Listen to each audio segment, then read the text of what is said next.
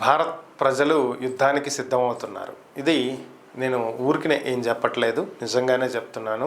పహల్గామ్ దాడి తర్వాత భారత ప్రభుత్వం తీసుకుంటున్నటువంటి నిర్ణయాలు ఒక్కసారి మనం గమనించినట్లయితే త్రివిధ దళాలని సిద్ధం చేసింది. అన్ని హై అలర్ట్లో ఉన్నాయి.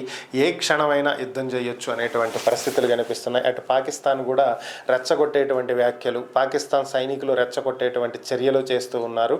ఇలాంటి నేపథ్యంలో బోర్డర్లో ఉన్నటువంటి ప్రజలు, సరిహద్దుల్లో ఉన్నటువంటి ప్రజలు తమ ఏర్పాట్లు చేసుకుంటున్నటువంటి పరిస్థితి.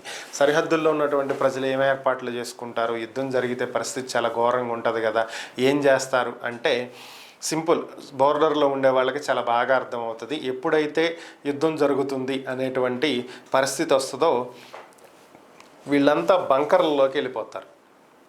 సో బయటికి రారు. ఒక పెద్ద సైరన్ వినిపించిద్ది, యుద్ధం స్టార్ట్ అవ్వబోతుంది అనేది వాళ్ళకి అర్థమవుతుంది. మొత్తం బంకర్లలోకి వెళ్ళిపోతారు. సో ఇప్పుడు సరిహద్దుల్లో ఉన్నటువంటి ప్రజలు చేస్తున్నటువంటి పని అదే.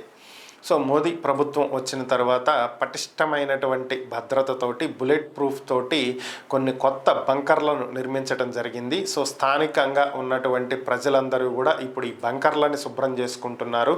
సో ఒక 2-3 రోజుల్లో యుద్ధం రావచ్చని, తాము ప్రభుత్వం నిర్మించినటువంటి ఈ బంకర్లలో సేఫ్గా ఉంటాము అని చెప్పి చాలా చక్కగా తమకు అర్థమవుతుందని, గతంలో ఎన్నో ఇబ్బందులు పడ్డామని, ఇప్పుడు ఆ పరిస్థితి లేదని, తమ సొంత ఇళ్ల వద్దే బంకర్లలో తలదాచుకుని క్షేమంగా ఉండొచ్చు అని చెప్పి తాము నమ్ముతున్నామని చెప్పి ప్రజలు చెప్తున్నటువంటి పరిస్థితి.